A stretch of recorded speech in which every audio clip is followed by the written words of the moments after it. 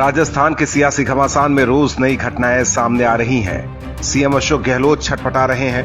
गहलोत को लग रहा है कि पायलट से पंगा लेना भारी पड़ सकता है और उनकी कुर्सी भी जा सकती है। लड़ाई कांग्रेस में जारी है, लेकिन गहलोत पीएम मोदी से गुहार लगा रहे हैं। सीएम गहलोत का आरोप है कि बीजेपी उनकी सरकार गिराने की कोशिश कर रही है, इसीलिए उनकी सरकार बचाने में मदद करे। गहलोत ने कहा कि दुर्भाग्य से इस बार बीजेपी का प्रतिनिधियों की खरीद फरोख्त का खेल बहुत बड़ा है। वो कर्नाटक और मध्य प्रदेश का प्रयोग यहां कर रही है। पूरा गृह मंत्रालय इस काम में लग चुका है। मुख्यमंत्री ने कहा कि लड़ाई ये नहीं होती कि आप चुनी हुई सरकार को गिरा दें। सीएम गहलोत ने कहा कि मोदी को प्रधानमंत्री के रूप में दूसरी बार जनता ने मौका दिया, जो बड़ी बात है। उन्हें चाहिए कि राजस्थान में जो कुछ तमाशा हो रहा है उसे बंद करवाएं। केंद्रीय मंत्री गजेंद्र सिंह शेखावत द्वारा सरकार के खिलाफ ट्वीट किए जाने के बारे में गहलोत ने कहा कि सिंह तो अपनी जेब मिटा रहे हैं, जबकि ऑडियो टेप मामले में उन्हें नैतिकता के आधार पर खुद ही इस्तीफा दे देना चाहिए। वहीं सचिन पायलट और 18 अन्य कांग्रेस विधायकों की वापसी पर मुख्यमंत्री ने कहा कि यह फैसला पार्टी आलाकमान को करना है और अगर आलाकमान उन्हें माफ करता है तो वो भी बागियों को गले लगा लेंगे। हालांकि गहलोत कई बार ऐसे आरोप बीजेपी पर लगा चुके हैं, लेकिन राजस्थान में पायलट और गहलोत की लड़ाई उसी दिन शुरू हो गई थी जब कांग्रेस की जीत के बाद दिल्ली में बैठे गहलोत को राजस्थान की कमान सौंप दी गई और पायलट को कांग्रेस ने ठेंगा दिखा दिया। उसके बाद से पायलट गहलोत से बदला लेने के लिए मौके के इंतजार में थे और अब जब गहलोत की सरकार गिरने वाली है तो आरोप बीजेपी पर लगा रहे हैं। कांग्रेस की ये राजनीति पुरानी है। कांग्रेस के भीतर अंदरूनी सियासी घमासान दिनों दिन तेज होता जा रहा है। यूपीए काल की खामियों का हवाला देकर हमला बोलने वाली राहुल ब्रिगेड के खिलाफ पुराने कांग्रेसी दिग्गजों ने भी मोर्चा संभाल लिया है। राहुल ब्रिगेड के सामने मनीष तिवारी के साथ ही अब शशि थरूर और मिलिंद देवड़ा सरीखे नेता भी आ गए हैं। कांग्रेस की मौजूदा कार्यशैली पर कुछ अरसे से मुखर और टीम राहुल का हिस्सा रहे मिलिंद देवड़ा ने भी मैदान में उतरते हुए कहा कि मनीष तिवारी ने सही बात कही है। उन्होंने कहा कि डॉक्टर मनमोहन सिंह ने 2014 में सत्ता छोड़ी, तब कहा था कि इतिहास उनके साथ उदारता बरतेगा, लेकिन क्या उन्होंने ये कल्पना की होगी कि अपनी पार्टी के लोग ही उनकी ही उपस्थिति में देश के लिए की गई उनकी सेवाओं को खारिज कर देंगे। पार्टी के इस घमासान में उतरते हुए शशि थरूर ने भी ट्वीट कर तिवारी और देवड़ा का समर्थन किया। साथ ही कहा कि यूपीए के बदलावकारी 10 साल को दुर्भावना से प्रेरित होकर दुष्प्रचारित किया गया। थरूर ने कहा कि अपनी हार से बहुत कुछ सीखने के साथ कांग्रेस को पुनर्जीवित करने के लिए काफी कुछ करने की जरूरत है, लेकिन अपने वैचारिक शत्रुओं के हाथ का खिलौना बनकर ऐसा नहीं किया जा सकता। दरअसल पार्टी के वरिष्ठ नेता मनीष तिवारी ने 2014 ही नहीं 2019 के लोकसभा चुनाव में हुई हार का विश्लेषण करने और पूर्व की यूपी सरकार पर कांग्रेस के भीतर से ही कीचड़ उछालने वालों को आड़े हाथों लिया। कांग्रेस संगठन के मौजूदा स्वरूप में बदलाव से लेकर आगे की दशा दिशा तय करने पर छिड़ी जंग से साफ है कि पार्टी का घमासान बेहद गंभीर मोड़ ले रहा है। संगठन को ऊर्जावान और लड़ाकू बनाने की दलील के साथ पुराने नेताओं को किनारे करने की टीम राहुल की गतिविधि पर पार्टी अंदर खाने दोफाड़ है। यूपीए की विरासत पर पार्टी के भीतर से ही कीचड़ उछालने के खिलाफ मनीष तिवारी की आवाज में शशि थरूर और मिलिंद देवड़ा का सुर मिलाना यही साबित करता है। महाराष्ट्र में महाविकास अघाड़ी गठबंधन की सरकार है, लेकिन इस गठबंधन को लेकर कयासों का बाजार गर्म है। अब लोग अनुमान लगा रहे हैं कि आखिर ये सरकार कितने दिन चलेगी और कब तीनों में मनमुटाव होगा और गठबंधन टूट जाएगा। दरअसल इसके लिए जिम्मेदार भी शिवसेना, एनसीपी और कांग्रेस ही है। सरकार बने अभी 1 साल भी नहीं हुए हैं और कई मुद्दों को लेकर तीनों में मतभेद खुलकर सामने आ चुके हैं। अब महाराष्ट्र की उद्धव ठाकरे सरकार को लेकर महाराष्ट्र नवनिर्माण सेना के प्रमुख राज ठाकरे ने बड़ा बयान दिया है। राज ठाकरे ने कहा कि शिवसेना, एनसीपी और कांग्रेस के गठबंधन वाली महाविकास अघाड़ी सरकार लंबे समय तक नहीं चलेगी, क्योंकि सत्तारूढ़ सहयोगियों के बीच एकता का अभाव है। मनसे प्रमुख राज ठाकरे ने कहा कि मुझे नहीं लगता कि ये सरकार लंबे समय तक चलेगी। उन्होंने ये भी कहा कि मेरी इच्छा नहीं है कि इसे गिरना चाहिए, लेकिन सरकार जिसमें कोई एकता नहीं है और जो एक दूसरे से ये विचार विमर्श नहीं करते हैं, वो लंबे समय तक नहीं चलेगी। इसके अलावा राज ठाकरे ने गठबंधन सरकार पर कई आरोप लगाए। उन्होंने कहा कि प्रदेश में कोरोना महामारी के लिए भी गठबंधन सरकार ही जिम्मेदार है। सीएम उद्धव ठाकरे की कमियों की वजह से आज महाराष्ट्र की ऐसी स्थिति हुई है। राज ठाकरे के अलावा बीजेपी भी महाविकास अघाड़ी सरकार को लेकर कह चुकी है कि ये सरकार जल्द गिर जाएगी।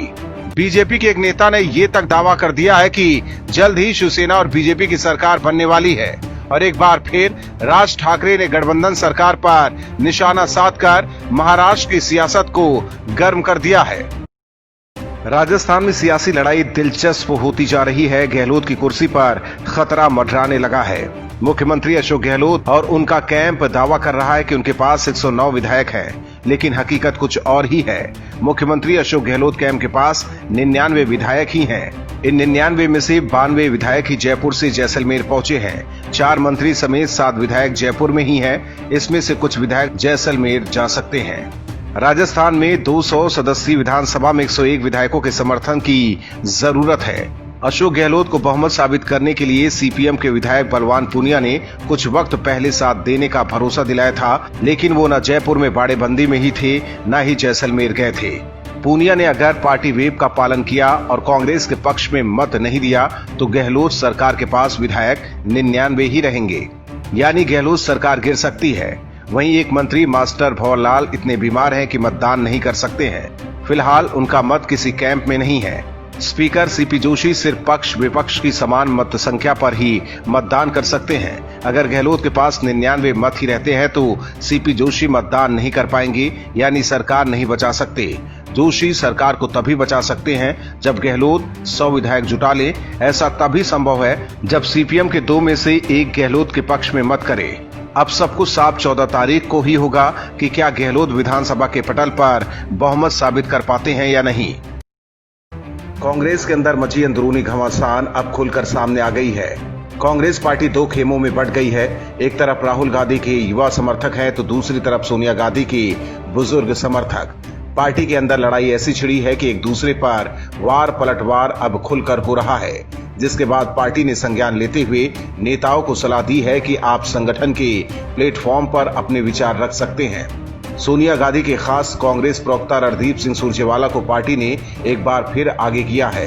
हालांकि सुरजेवाला राजस्थान में भी फंसी कांग्रेस पार्टी को बाहर निकालने गए थे, लेकिन कुछ नहीं कर पाए और मीडिया में बयानबाजी करते रह गए। एक बार फिर उन्होंने कांग्रेस के अंदर मची घमासान पर पार्टी नेताओं को सलाह दी है। उन्होंने कहा कि साथी ट्विटर न खेले। सुरजेवाला ने कहा कि जो ट्विटर खेल रहे हैं, मैं उन सारे मित्रों को हाथ जोड़कर विनम्रता से एक राय दूंगा। कांग्रेस पार्टी में सोनिया जी और राहुल जी के नेतृत्व में संगठन के प्लेटफॉर्म पर आप जो चाहे अपने विचार रख सकते हैं। हमारे यहाँ आंतरिक प्रजातंत्र है, हम लोगों को जबरन रिटायर नहीं करते हैं। कांग्रेस नेता ने कहा कि आज देश कठिन समय से गुजर रहा है। ऐसे में देश कांग्रेस के नेताओं और कार्यकर्ताओं की ओर देखता है। कांग्रेस के वरिष्ठ नेताओं की जिम्मेदारी और अधिक है, क्योंकि उन्होंने सरकार के अंदर और संगठन के अंदर बेहतरीन काम किया है, जिसके हम आज भी मुरीद हैं। इसीलिए उनकी जिम्मेदारी और अधिक हो जाती है। वहीं पार्टी को आत्मनिरीक्षण की सलाह देने वाले कांग्रेस सांसद राजीव सातव ने अब उन्हें समझाने वाले नेताओं पर शेरो शायरी के जरिए हमला किया है। आपको बता दें कि लड़ाई की शुरुआत भी राजीव सातव के बयान से ही हुई है। दरअसल कांग्रेस की वर्चुअल बैठक में राजीव सातव ने कहा था कि पार्टी को घर से आत्मनिरीक्षण की शुरुआत करनी चाहिए। हालांकि राहुल गांधी के करीबी राजीव सातव की बात कांग्रेस के वरिष्ठ नेताओं को रास नहीं आई है और मनीष तिवारी से लेकर शशि थरूर ने राजीव पर सियासी वार किया है। पूर्व केंद्रीय मंत्री मनीष तिवारी ने राजीव सातव द्वारा आत्मनिरीक्षण की बात कहे जाने पर ट्विटर पर लिखा था कि बीजेपी 2004 से 2014 तक 10 साल सत्ता से बाहर रही, लेकिन उन्होंने उस समय की हालत के लिए कभी अटल बिहारी वाजपेयी या उनकी सरकार को जिम्मेदार नहीं ठहराया।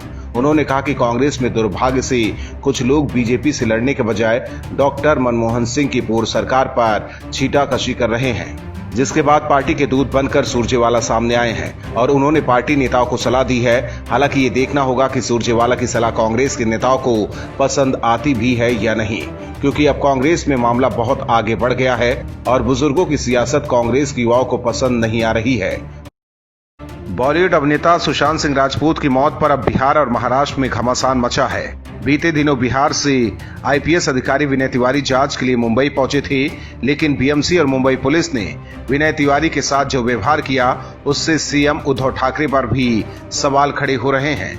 विनय तिवारी बिहार पुलिस के अधिकारियों को लीड करने पहुंचे थे ताकि जांच में तेजी आ सके, लेकिन बीएमसी ने उन्हें 15 अगस्त तक क्वारंटीन कर दिया है। जिसके बाद अब बिहार और महाराष्ट्र में सियासी बवाल मचा है। बिहार के मुख्यमंत्री नीतीश कुमार ने महाराष्ट्र के पुलिस अधिकारियों पर नाराजगी जाहिर करते हुए कहा कि ये ठीक नहीं है।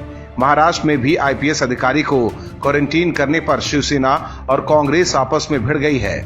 शिवसेना नेता संजय राउत ने एक बार फिर मुंबई पुलिस पर भरोसा जताते हुए कहा कि मुंबई पुलिस उस केस की जांच खुद कर सकती है।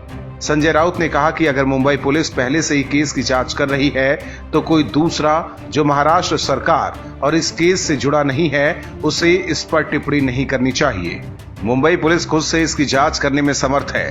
हालांकि राउत के बयान पर अब कांग्रेस नेता संजय निरुपम ने महाराष्ट्र सरकार और सीएम उद्धव ठाकरे पर सवाल उठाए हैं। कांग्रेस नेता संजय निरुपम ने भी ट्वीट कर आईपीएस को क्वारंटीन करने पर सवाल उठाकर सीएम उद्धव ठाकरे से हस्तक्षेप की मांग की है।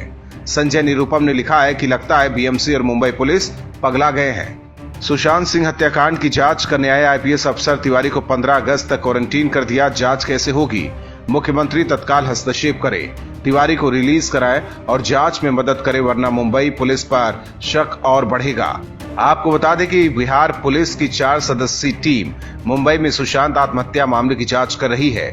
इसी सिलसिले में आईपीएस अधिकारी विनय तिवारी को रविवार को मुंबई भेजा गया था, लेकिन रात करीब 11 बजे बीएमसी ने तिवारी को क्वारंटीन कर दिया।